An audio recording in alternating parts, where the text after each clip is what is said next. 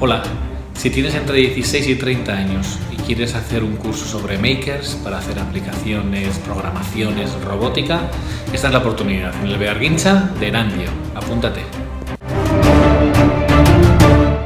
¿Qué vamos a hacer? Vamos a partir de un kit que permite montar un robot. Ese robot va a tener una placa electrónica que vamos a tener que programar.